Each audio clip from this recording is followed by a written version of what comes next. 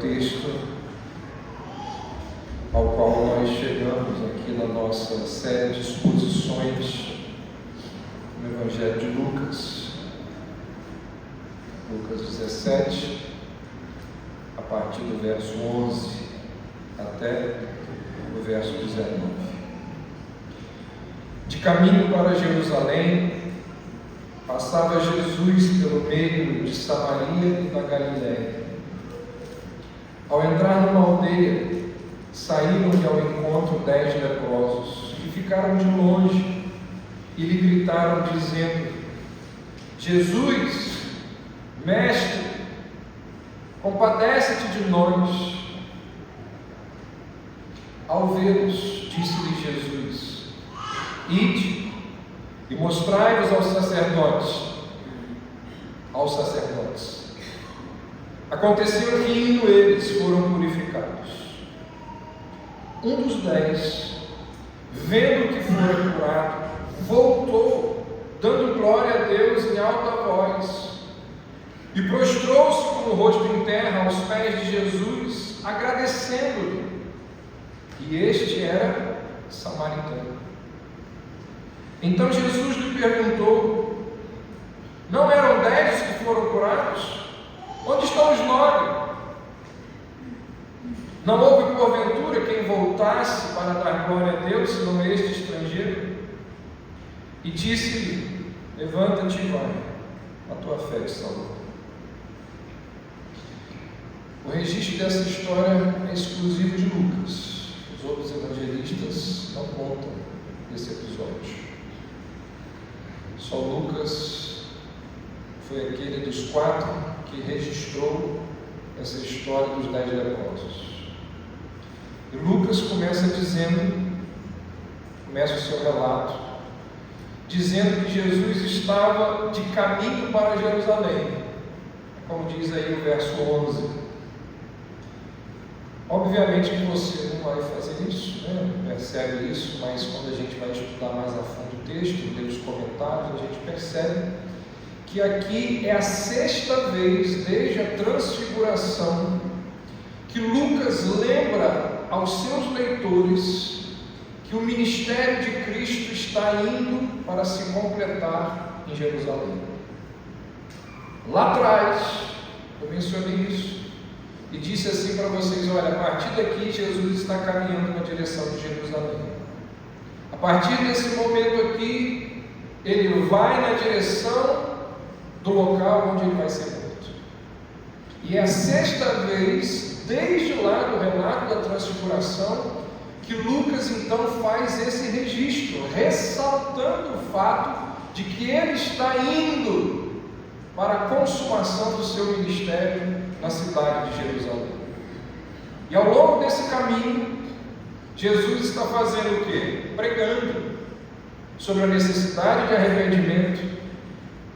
Jesus fala, nós vamos ver dentro de algumas semanas, sobre o julgamento, é a próxima parte aí no capítulo 17. Fala de inferno, fala de punição divina. Não apenas prega sobre esses temas, como ele também vai revelar e demonstrar toda a sua misericórdia, toda a sua compaixão com pessoas necessitadas, com pessoas enfermas.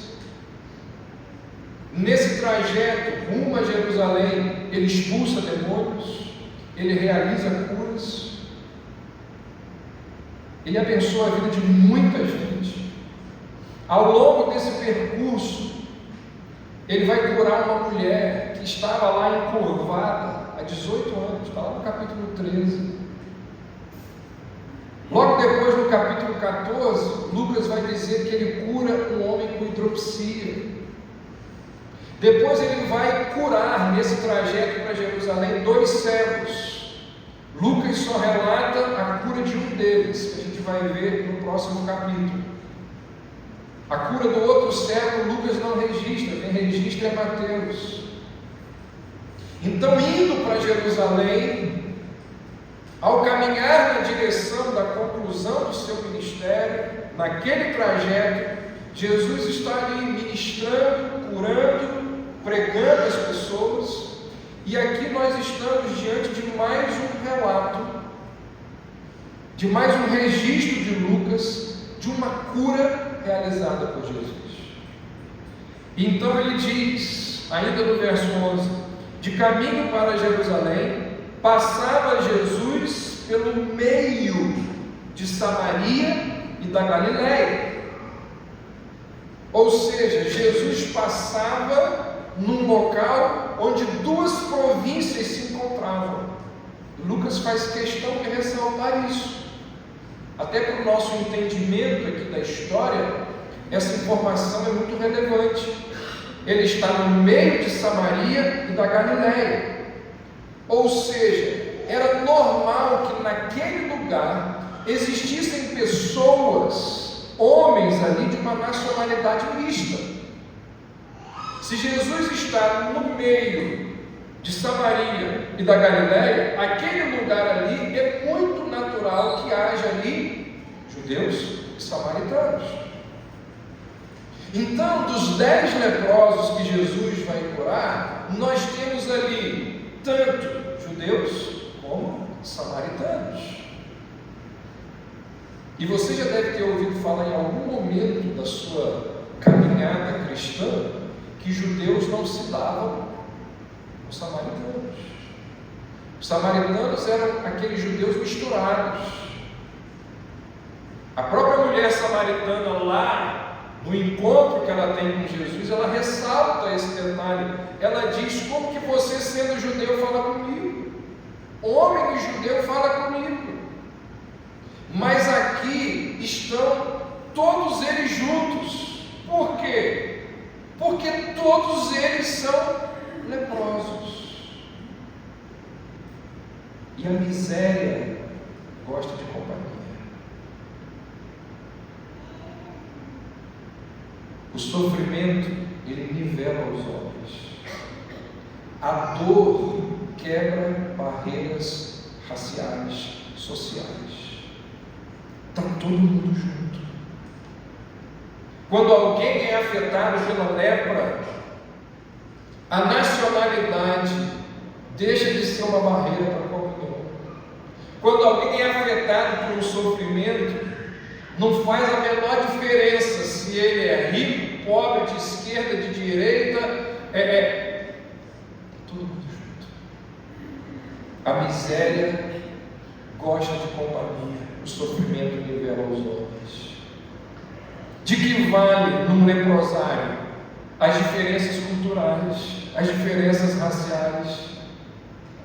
Comentando esse texto aqui, Spurgeon vai dizer que a desgraça faz de estranhos amigos íntimos. Quem já ficou num leito de hospital mais de uma semana, 3 dias, 4 dias, e ali do lado tendo alguém sofrendo, sabe muito bem o que eu quero dizer com isso. Verso 12: ao entrar numa aldeia, saíram ao encontro 10 leprosos. Irmãos, a lepra era considerada a pior de todas as doenças. Você já viu hoje em dia quando alguém vai dar notícia que uma pessoa está com câncer? Olha, já viu isso? Ontem alguém veio me falar sobre alguém que estava com câncer, chegou porque tinha outros que não soube que ela está com câncer. Era a lepra, a pior de todas as doenças. A pele das pessoas ficava lá cheia de chagas. O cheiro era terrível. A pessoa cheirava muito mal. Leprosos normalmente perdem os dedos, as mãos viram um cotoco, os pés viram os dedos dos pés, não conseguem andar direito, as orelhas caem, o nariz cai. É uma cena de terror. Os leprosos eram chamados de mortos-vivos. Tal era a situação deles. E as consequências sociais, elas eram tão ruins, tão terríveis, tão severas quanto as consequências físicas. Porque uma vez que eles eram contagiosos, os doentes eram colocados à parte, eram banidos por uma colônia de leprosos, e se acontecesse de algum deles precisar entrar na cidade, era obrigação, estava na lei. Eles tinham que, ao adentrar a cidade, eles tinham que gritar: imundo, leproso. Se não fizessem isso, eles poderiam ser apedrejados. É por isso que o verso 13 diz, olha aí, que eles ficam de longe. Eles não se aproximam de Jesus. A lei dizia que essa distância era de 50 passos. Está lá em Levítico 13. Se você quiser saber quais eram as leis acerca dos leprosos, você pode ler, está tudo lá em Levítico 13. Tem que ficar de longe, 50 passos. Se precisar entrar na cidade, como eu disse, tem que gritar, avisando que você é imundo. Existia lá uma série de leis. Nós vimos hoje isso na igreja, né? A lei cerimonial, a lei civil de Israel, está descrito lá. Não pode se aproximar de ninguém. Foram leis que Deus prescreveu para preservar o povo. E aí então diz o verso 13 que lá de longe eles gritam e dizem: Jesus, Mestre, compadece de nós. De todas as palavras que eles poderiam ter proferido, eles escolheram chamar Jesus de Mestre. É interessante esse detalhe aqui. Essa é a única vez em todo o Novo Testamento em que pessoas que não eram seguidoras de Jesus o chamam de Mestre. A única vez. E Mestre fala de alguém que tem autoridade. E aqueles leprosos então sabem que Jesus é poderoso. Eles já tinham ouvido falar dos milagres de Jesus. Jesus é, no caso deles, a única esperança. Eles não tinham como sair daquele dilema. Não havia cura, não havia qualquer outra solução para o problema daqueles homens. Então, sabendo disso, eles ficam lá de longe e gritam: Mestre, compadece-te de nós. Percebe que eles não pedem especialmente para serem curados da lepra. No entanto, é um pedido de socorro, é um pedido de ajuda suficiente para tentar comover o coração de Jesus. É a expressão de pessoas que sabem que nada podem fazer diante da situação na qual elas se encontram. Elas sabem que a situação delas é desesperadora. É uma frase que nasce do entendimento, da percepção de que aquele que ali está possui poder suficiente para alterar aquele quadro caótico, desesperador no qual eles se encontram. Irmãos,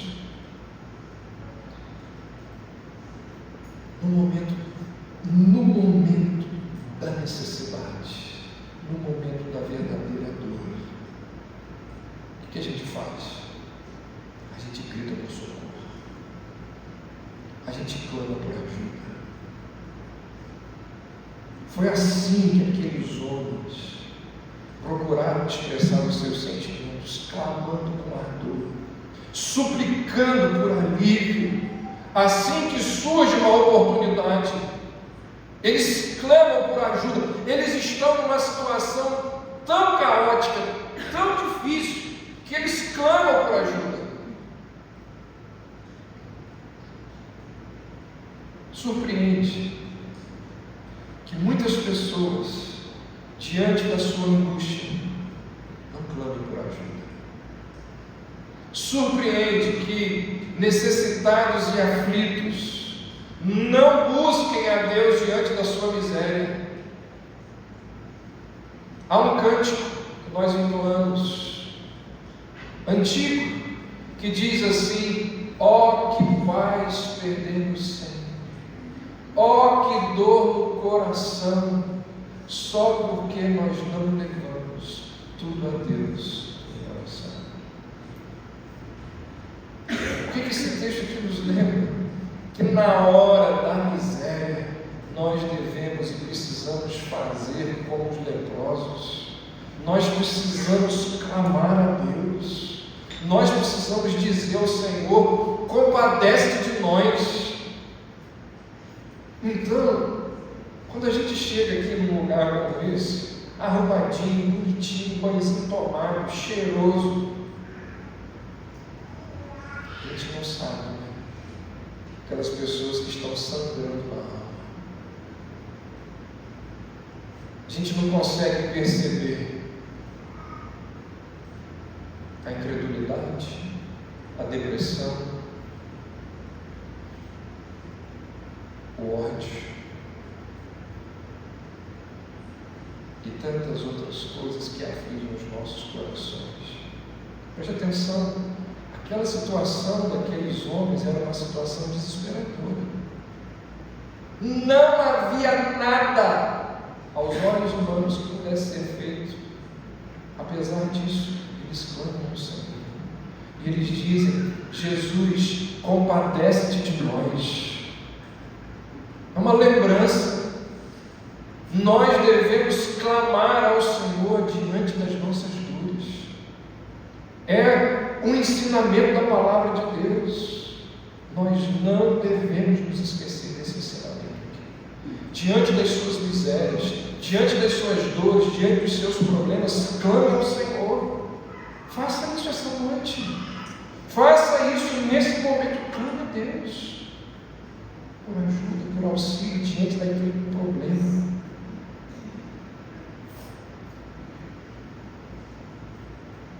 Verso 14: ao vê-los, disse-lhe Jesus: ide e mostrai-vos aos sacerdotes. Esse não é o primeiro relato da cura de leprosos aqui do Evangelho de Lucas. Lá no capítulo 5, Lucas relata Jesus curando um leproso. E lá no verso 14 do capítulo 5, Jesus dá a mesma ordem àquele leproso. Jesus, depois de curá-lo, de tocá-lo, Jesus vira para ele e diz assim: vá, antes de você anunciar a cura, vá e mostre-se ao sacerdote. Lembra lá, Levítico 13, as leis que eu acabei de mencionar? Lá estava dizendo que as pessoas que ficaram, curadas de lepra, elas deveriam, antes de anunciar a cura, apresentar-se ao sacerdote. Porque o sacerdote era, naquela época, uma espécie de agente sanitário. Era ele que iria verificar a pessoa e dizer se de fato a lepra tinha sido extirpada. E quando você lê lá Levítico 13, você vê que existia ali um protocolo complicado até, longo e complicado, pelo qual o leproso precisava passar para que até que o sacerdote o declarasse purificado. Era um processo de 8 dias, que poderia ser repetido por mais 8 dias, e se ainda fosse necessário, diz o texto bíblico, mais 8 dias. A pessoa poderia ficar 24 dias naquele processo ali do sacerdote examinando para ver se de fato ela tinha ficado curada da lepra. Se fosse hoje, nos nossos dias, as palavras de Jesus seriam as seguintes: primeiro você vai no médico, tira o raio-x. Eu sei que leva para tirar o raio-x, mas não é outro problema. Faz a ressonância, faz o exame de sangue e veja se você realmente está curado. Muito diferente das igrejas neopentecostais. A pessoa fala que ficou curada, vem aqui na frente agora e dá um testemunho.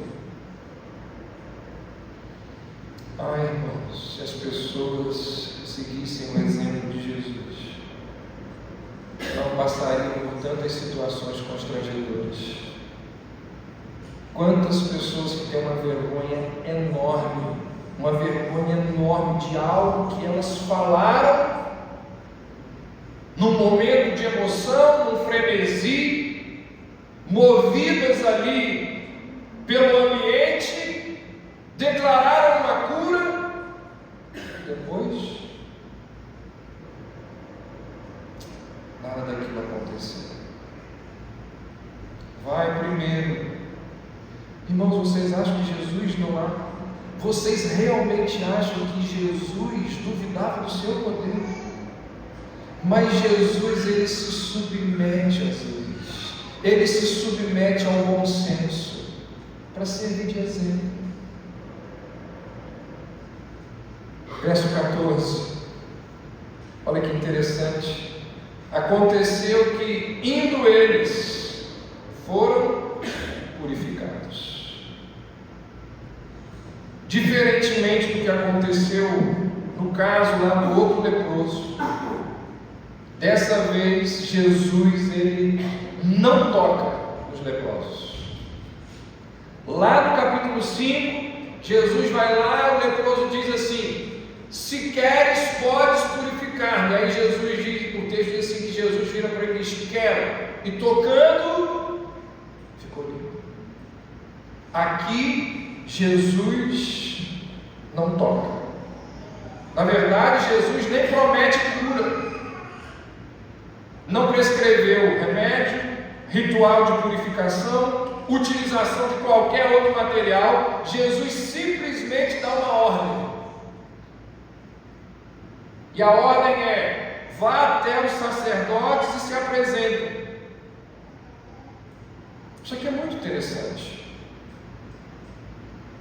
Porque Jesus ordena aos leprosos que eles agissem diante de uma realidade que ainda não era real. Mas você entende isso? Eles agissem diante de uma realidade que ainda não era real. Eles ainda não tinham sido curados, mas eles foram. Eles obedeceram. Eles fizeram aquilo que Jesus ordenou. E olha a sequência do que o texto diz. O texto diz assim: aconteceu o que? Verso 14: indo eles, foram purificados. Percebe? Quando os leprosos agiram de acordo com a ordem de Jesus, eles foram curados. Eles ainda não tinham sido curados. Jesus diz assim: vão e mostrem-se aos sacerdotes. E o texto diz: indo eles, foram curados. Consegue entender a lição aqui? A aplicação é clara. Irmãos, muitas vezes a misericórdia de Deus vem a nós quando nós estamos dispostos a obedecer. Se fizermos o que pudermos, Deus não deixará de fazer por nós o que nós não pudermos fazer.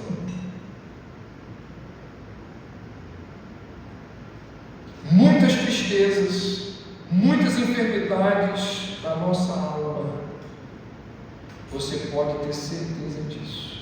Elas estão ali por causa das nossas desobediências.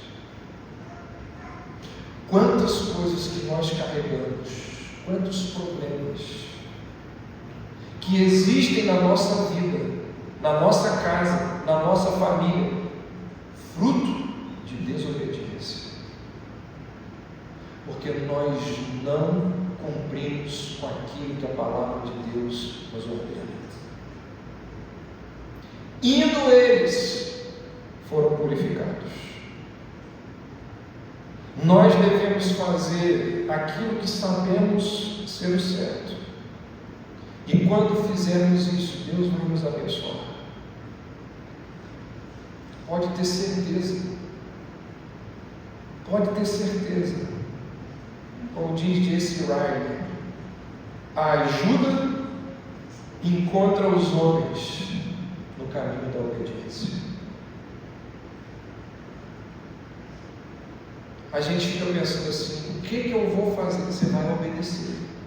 Mas se eu obedecer, você vai obedecer, e a ajuda e o auxílio do Senhor vai te encontrar. Em muitos momentos, em muitas circunstâncias, a obediência é o caminho da cura. Indo eles, foram purificados. Outro ponto importante que deve ser destacado aqui nesse verso 13: a simplicidade do milagre realizado por Jesus. Eu fico imaginando alguns dos curandeiros, alguns dos líderes evangélicos que têm ministérios de cura nos dias de hoje. Eu fico imaginando esses homens ali no lugar de Jesus, curando ali 10 leprosos, tendo a capacidade e o poder de Cristo. Eles mandariam ali o céu se abrir, com raios e trovões, fazendo lá aquele show de luzes e cores. Ordenariam ali uma aparição angelical para dar ainda mais dramaticidade ao milagre. E diante de toda aquela cena, Jesus diria ali com voz estridente: fiquem curados. E naquele momento que Jesus dá aquela ordem, explosões ali de cores, de raios, a lepra começaria a sair do corpo daqueles homens, viajando assim, e todo mundo vendo aquele negócio.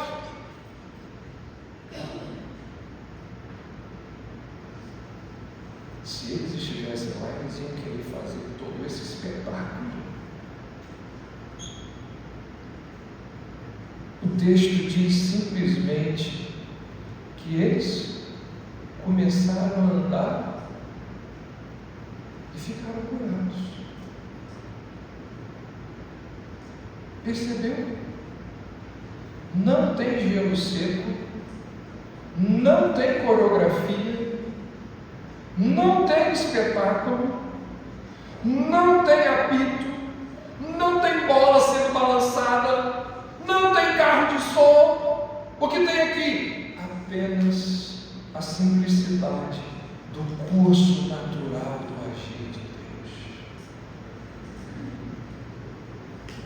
Cuidado, muito cuidado, muito cuidado, quando o suposto agir de Deus está envolto de muito espetáculo. Cuidado. Muito espetáculo,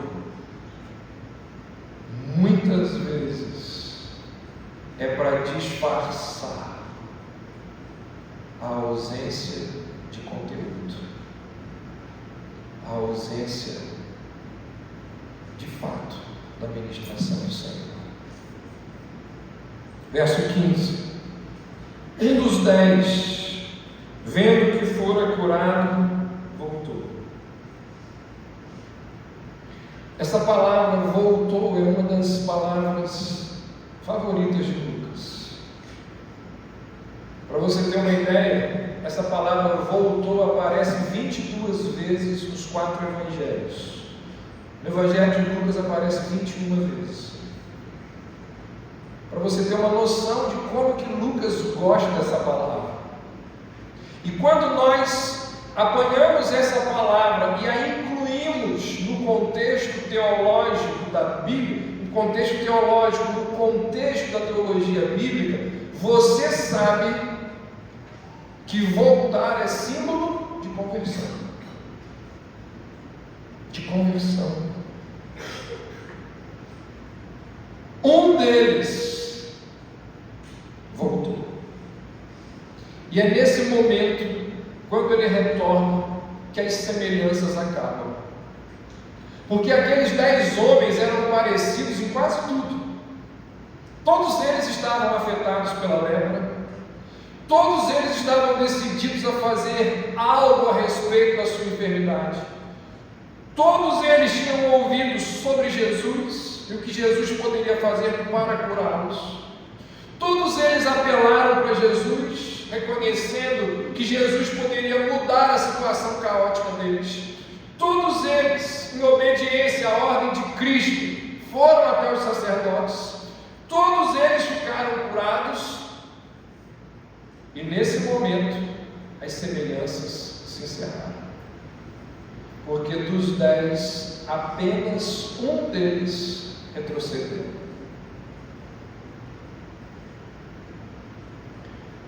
Irmãos, ingratidão é um pecado muito comum. Muito comum e muito sério. Tão sério que Jesus perguntou no verso 17, olha aí, então Jesus lhe perguntou, não eram os 10 que foram curados? Onde estão os 9? É impressionante como que nós somos apressados em pedir,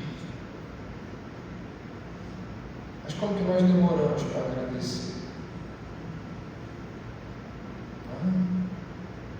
Somos muito mais dispostos a orar do que a adorar, a pedir do que a agradecer, mais propensos a pedir a Deus aquilo que não temos do que a lhe agradecer por aquilo que temos. Sempre achamos pessoas que estão ocultando ali as misericórdias recebidas debaixo do alqueire, mas revelando suas provações e necessidades sobre o monte. Nós deveríamos lembrar que gratidão, a Bíblia nos diz isso, gratidão é a atmosfera que tem lá no céu. Um dos 10, verso 15, vendo que fora curado, voltou, e olha o que diz Lucas agora, dando glória a Deus em alta voz. Interessante que lá no capítulo 5, quando Jesus curou aquele leproso, ele virou para ele e disse assim, não diga nada para ninguém, não conte nada a ninguém da cura que eu realizei em você. O relato da cura daquele homem, naquele momento, poderia fomentar no povo expectativas messiânicas irrealistas, de forma que, se o povo ouvisse aquilo que aquele leproso estava falando, isso traria dificuldades para o ministério de Jesus, como de fato aconteceu. Porque se você olhar lá no capítulo 5, no final dele vai dizer que Jesus tinha dificuldade de entrar nas cidades por causa do relato daquele leproso, porque ele desobedeceu a Jesus e saiu falando que ele tinha ficado curado. Aqui não. Aqui Jesus não diz nada para esses homens. Por quê? Porque ele está a caminho de Jerusalém. Porque o ministério dele está encerrando. Mas diz que ele ficou curado. Você já parou para pensar em todas as implicações da cura desses homens? Retorno ao convívio familiar. O texto não diz isso, né? Mas nós deveríamos ler as Escrituras dessa forma. Como que nós deveríamos ler? Imaginando o leproso purificado. O que isso significa? Ele vai voltar para casa e receber o beijo da filha, o abraço da esposa, o aconchego de um filho. Ele vai voltar a se relacionar com os amigos. Agora ele vai poder ir lá no churrasco. Agora ele vai poder novamente ver o jogo junto. Risadas, conversas, almoços. Está tudo incluído aqui. Ele vai poder voltar a frequentar o templo. Vai poder levar os sacrifícios dele. Vai poder ouvir a exposição das Escrituras. Vai poder ir no culto lá na Igreja Batista Reformada. Vai poder fazer aquilo que ele não podia fazer. O que o texto está dizendo é que esse homem recebe a sua vida de volta. E isso é espetacular. Só que Lucas nos diz que esse homem, ele vê todas essas possibilidades retornando, mas ele vai além. Ele vai além dos 9. Ele vê algo além. E ele entende as implicações do que tinha acabado de acontecer. Ele percebe que ele estava ali na presença de Deus. E ele volta porque ele quer muito mais do que cura física. O coração dele ansiava por uma relação com o curador divino, reconhecendo, agradecendo e adorando. Quando esse homem volta, ele não se contenta apenas com o físico. Esse é o ponto. Vê se você consegue compreender isso aqui, porque isso aqui tem uma lição importantíssima para nós, homens e mulheres do século 21, de uma cultura ocidental capitalista e materialista. Ele não se contenta apenas com o físico. Grande parte das pessoas, elas se contentam, elas desejam, elas querem coisas concretas, coisas materiais, coisas físicas. Enquanto a palavra de Deus nos diz que as nossas maiores bênçãos, elas vêm de realidades espirituais invisíveis, coisas que a gente não pode tocar, coisas que são muito maiores, muito mais encantadoras, coisas que os nossos olhos não podem ver, coisas que as nossas mãos não podem apalpar. Naquele homem, a cura despertou acordes de gratidão. Lucas diz que ele voltou dando glória a Deus, a plenos pulmões. Ele volta gritando, glorificando, louvando a Cristo. Ele sabia que diante dele ali era mais do que um mero homem. Ele sabia diante de quem ele estava. E diante de quem ele estava, não existia outra maneira de estarmos a não ser de joelhos na adoração.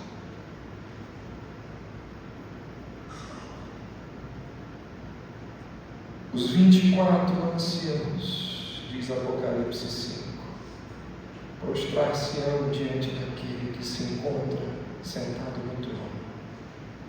Adorarão o que vive pelos séculos dos séculos e depositarão as suas coroas diante do trono, proclamando: Tu és digno, Senhor, de receber a glória, a honra, o poder, porque todas as coisas tu criaste, sim, por causa da tua vontade, vieram a existir e foram criadas.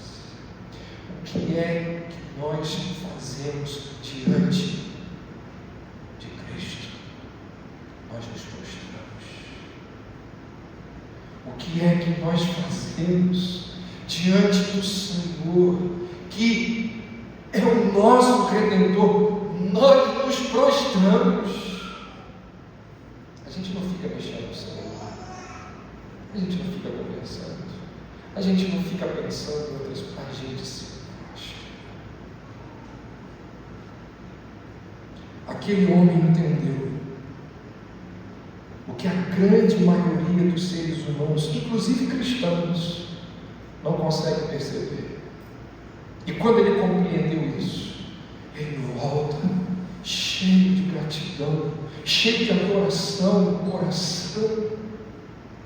E aí, olha que interessante, quando ele volta cheio de gratidão, cheio de adoração no coração, porque ele sabe quem é aquele ali que o curou. Quando ele volta, lembra lá a distância dos 50 passos?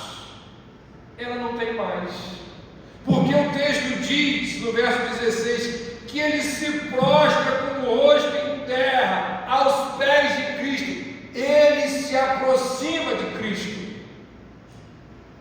Ele não tem mais medo de chegar perto de Cristo, porque ele não contém o seu louvor, a sua gratidão, a sua adoração. E lá em Israel, naquela cultura, naquele povo, se prostrar diante de alguém, isso é uma reverência dada unicamente a Deus. Um israelita nunca faria isso para ser humano nenhum, mas ele cai de joelhos aos pés daquele homem, porque ele reconhece que diante dele está o Deus encarnado. E aí, olha o que diz o final do verso 16: e este era samaritano. Eu não sei se você consegue discernir e perceber isso no relato. Isso aqui é um anexo na frase. Lucas coloca uma informação a mais, e é um anexo cheio de ênfase. É como se ele enfaticamente dissesse assim: olha, dos 10, esse que voltou, ele é de Samaria. Lucas faz questão de enfatizar isso. Ele diz, a partir do verso 15: um dos 10, vendo que fora curado, voltou dando glória a Deus em alta voz, e prostrou-se com o rosto em terra aos pés de Jesus, agradecendo-lhe. E ele era samaritano. E este era samaritano. É como se Lucas dissesse assim: veja só quem foi que voltou para agradecer. Logo, aquele que é rotulado de fazer parte de um povo apóstata, logo aquele que faz parte de um povo odiado por nós judeus, o único que voltou para agradecer era o que menos se esperava que fizesse isso. E esse samaritano, ao mostrar a reverência a Jesus, ele cumpre o propósito pelo qual Israel existe: mostrar ao mundo quem é Cristo. E nós temos aqui um estrangeiro que era um verdadeiro israelita. E aí o texto se encerra no verso 19. Jesus vira para ele e diz assim: levanta-te e vai, a tua fé te salva. É a quinta vez que nós encontramos essa frase: a tua fé te salvou, no Evangelho de Lucas. Primeiro, Jesus falou lá no capítulo 7 para aquela mulher pecadora: a tua fé te salvou. Um capítulo depois, capítulo 8, Lucas registra lá a história daquela mulher que tem um fluxo de sangue, e depois dela ser curada por Jesus da hemorragia ser banida, lá no capítulo 8, verso 48, Lucas diz que Jesus vira para aquela mulher e diz: a tua fé te salvou. Aqui, com esse samaritano, e depois lá no capítulo 18, com o mendigo cego, Jesus vai dizer a mesma coisa: a tua fé te salvou. Os 9 amigos do samaritano foram declarados cerimonialmente puros pelo sacerdote, mas esse homem aqui, ele foi declarado salvo pelo Filho de Deus. Que diferença! Eu quero encerrar fazendo 2 aplicações claras e óbvias que a gente não pode deixar de falar. O que esse texto aqui nos ensina? A importância de termos um coração grato. A importância da gratidão. Jesus usou essa história para nos transmitir uma lição sobre gratidão. Perceba que Jesus faz 3 perguntas retóricas que geram nos leitores do Evangelho uma reflexão sobre indiferença, sobre ingratidão. Jesus pergunta: não foram os 10? Claro que ele sabe. Ele sabe quantos grãos de areia tem nas praias do mundo. Não foram os 10 os purificados? Onde estão os 9?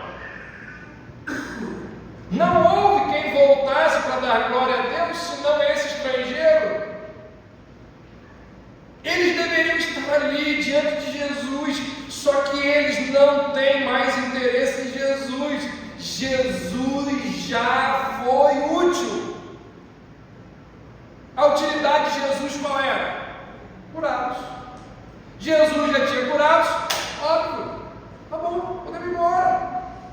Eles já tinham conseguido o que queriam. Eles não desejavam mais adorá-lo, agradecê-lo. Eles não o viam como Deus. Eles não se prostram e dão a Cristo o que Cristo merece, que é a adoração. Gente, quando nós olhamos para os evangelhos, ao longo dos evangelhos, nós encontramos pessoas que queriam um Messias político, não o redentor dos seus pecados. Quando a gente lê os evangelhos, nós vemos pessoas que não possuem um senso de sua miséria e seu pecado, que buscam alguém que as alimente gratuitamente, alguém que cure todas as suas doenças, alguém que ofereça comida, alguém que faça milagre, alguém que dê auxílio, mas eles não querem nada além disso.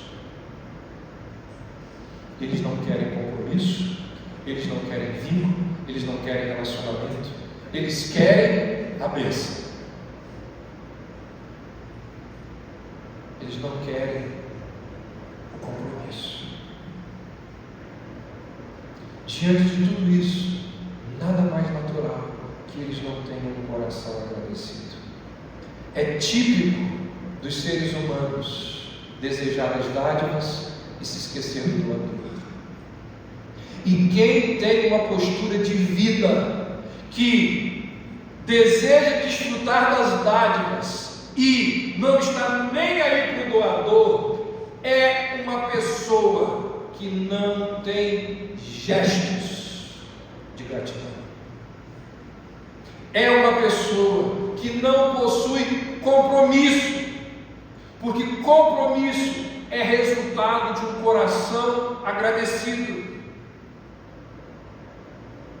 É uma pessoa que não vai ter vínculo, porque vínculo nasce de um coração agradecido por aquilo que foi realizado em prol dele.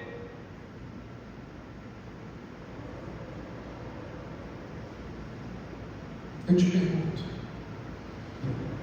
como que você manifesta gratidão pelas bênçãos que Deus dispensa sobre a sua vida?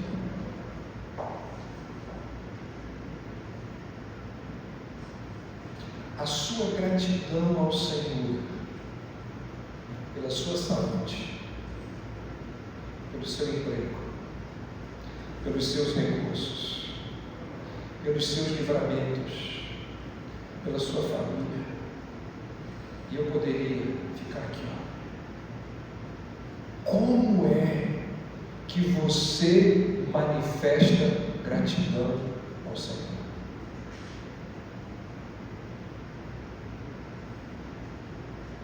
Onde na sua vida que a gente pode olhar e dizer: isso aqui é a minha atitude, é a minha postura, é a minha manifestação de gratidão a Deus por tudo que Ele tem feito por mim? Onde? Irmãos, ingratidão é algo muito sério, muito sério. Ainda mais diante de um Deus que é rico em generosidade, em bondade e misericórdia. Uma última palavra.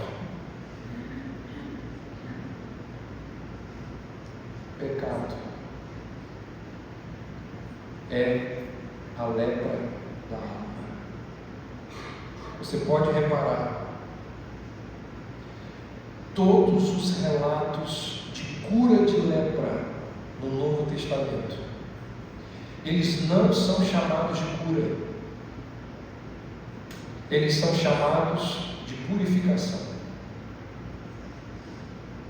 Mateus 5, Jesus andava por todos os lugares, curando doentes, expelindo demônios e purificando leprosos. Aqui, lá no capítulo 5, não é cura, é purificação. A lepra era uma doença à parte. Por quê? Porque ela trazia consigo o sentido de impureza ritual, cerimonial. Lá no capítulo 5, aquele relato que eu tenho feito referência ao longo aqui da mensagem, o leproso não diz assim para Jesus: se quiseres, pode curar-me. Não, ele diz assim: se quiseres, pode purificar-me. Porque assim como a lepra, o pecado trata-se de uma doença profundamente arraigada em nosso ser. Assim como a lepra, o pecado ele infecciona o nosso coração, a nossa mente, a nossa consciência, o nosso entendimento, as nossas emoções. O pecado, como a lepra, ele vai em todos os lugares. E assim como a lepra, o pecado, ele é incurável se o tratamento for feito de qualquer jeito, se for utilizado qualquer remédio. Não existe nenhuma doença que melhor ilustre a natureza do pecado do que a lepra. O profeta Isaías diz que, aos olhos de Deus, nós somos como o imundo. E aqui nós estamos diante de um homem não apenas leproso na sua carne, mas leproso na sua alma, e ele sabe disso. E ele sabe que precisa não apenas de cura, ele precisa de purificação. E quando ele ficou curado, ele reconheceu diante de quem ele estava. E assim então ele retorna até Cristo para agradecer. Ele não segue com os outros até o tempo, até porque ele era um estrangeiro. E quando ele retorna para Jesus, ele tem um privilégio que nem mesmo o sumo sacerdote, que entrava uma vez por ano no Santo dos Santos, teve. Ele se encontra face a face com o Deus encarnado. E quando ele chega diante do Deus encarnado, com seu coração grato, desejoso de purificação e não apenas de cura, ele ouve de Jesus: a tua fé te